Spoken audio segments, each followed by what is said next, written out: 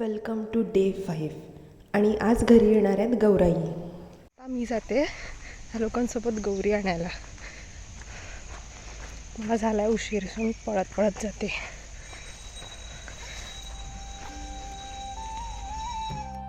गौराईला आणायला रानात जावं लागतं. दरवर्षी पूजा करतो त्याच जागेवरून तेरड्याच्या फुलांची पानांची पूजा केली जाते आणि ती आणली जातात. आणि आम्ही आलो होता गौरी घ्यायला. गौरीची फुलं मुग्धा गोळा करते. दे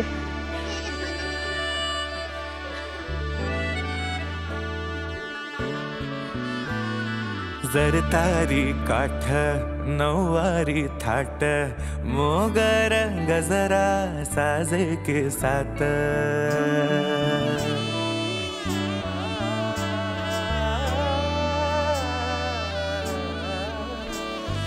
जरतारी काठ नऊवारी थाट मोगर गजरा साजे के साथ नजरेचा नखरा नथीचा तोरा डोळ्यांच्या डोहाला काजळ किनारा अवखळ हासरी अल्लडला जरी दिसते चंद्राची कोर साजरी श्वास कस्तुरी सुगंध वाऱ्यावरी आज माझ्या घरी अवतरली लाडाची नवसाची गौराई माझी बघसली मोहरली खुलली कळी मोगराची.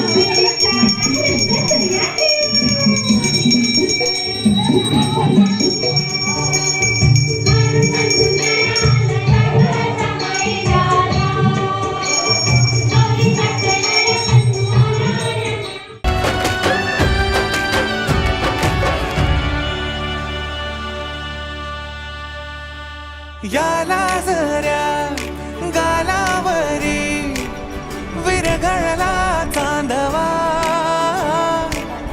अन नजरेतून तू बोलता न बोलता कळला अर्थ हा नवा. आली घरी गिरिनंदिनी लावू पंचारती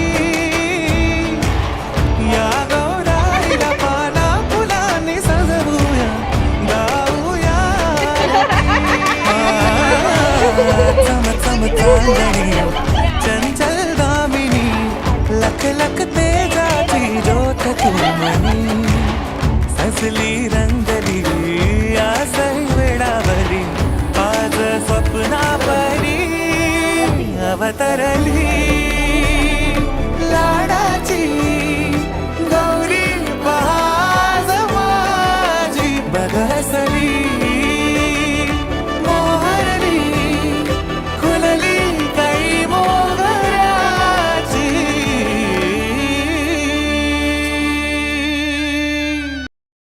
वेलकम टू डे 5. तर आज आहे गौरी पूजन आणि आज सकाळपासूनच घरात खूप गडबड सुरू आहे. कारण सगळी तयारी, सगळी पूजेची गडबड वगैरे सुरू आहे. आणि एका साईडला मम्मी रांगोळी काढते, एका साईडला पूजेची तयारी चालू आहे. या सगळ्या ह्याच्यात खूप प्रसन्न वाटतंय, खूप छान वाटतंय. गौरी आगमनाच्या दुसऱ्या दिवशी पारंपरिक गौरीपूजन सोहळा साजरा होतो. कोकणामध्ये गौरी, आज गौराई आली आहे, काल गौराई आली, आज गौराई पूजन आहे. आणि हे असं कोकणात लग्न झालेल्या बायका असतात किंवा असं जो नवीन ज्या पूर्वामध्ये ज्या गौरी येतात पूर्व नक्षत्रामध्ये, त्यावेळी जी नवीन लग्न झालेले असतात त्यांचं हे असतं, ओवसा असतो, त्याला ओवसा म्हणतात.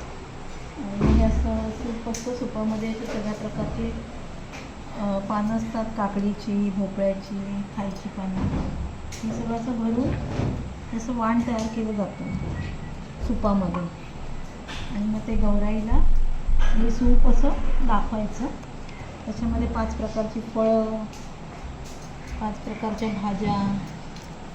आणि मुळात हे आता हा सीझन जो असतो पावसाळ्याचा असतो, त्यामुळे ह्या सगळ्या भाज्या कोकणात परसदारी सगळ्या ह्या भाज्या अवेलेबल असतात.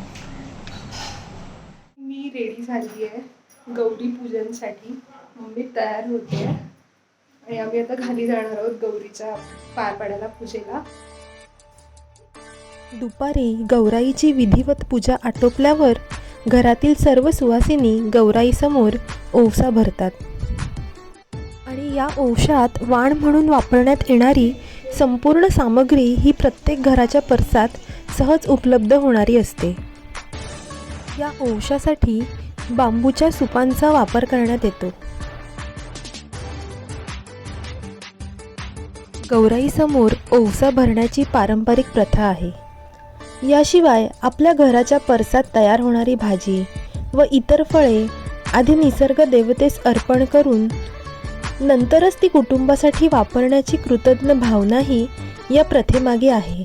या साऱ्या रीती परंपरांमागे सायंटिफिक रिझनसुद्धा दडलेलं असतं, हे नव्याने कळत जातं.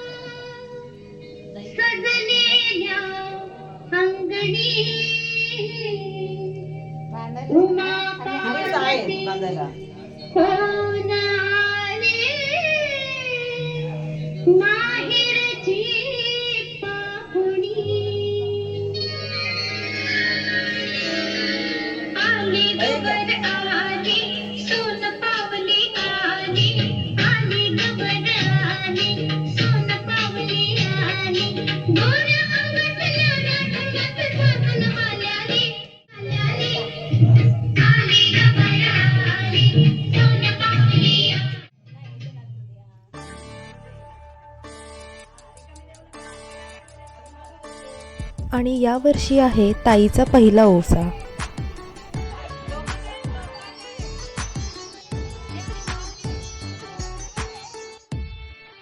आणि या आहेत माझ्या सगळ्या काक्या. दरवर्षीप्रमाणे यंदाही त्यांचा उत्साह अगदी जोरात होता.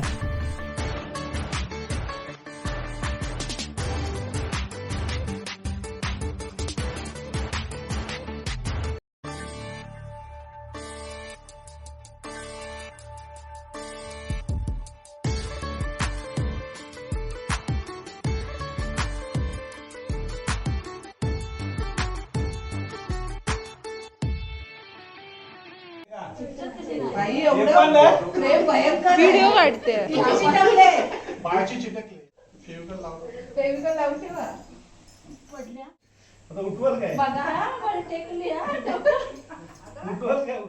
गौरी पूजनानंतर फायनली आमचा श्रावण सुटतो. पण यावर्षी नॉनव्हेजचा वार न आल्यामुळे घरी व्हेजच होतं. आणि हा होता माझा आजचा लूक.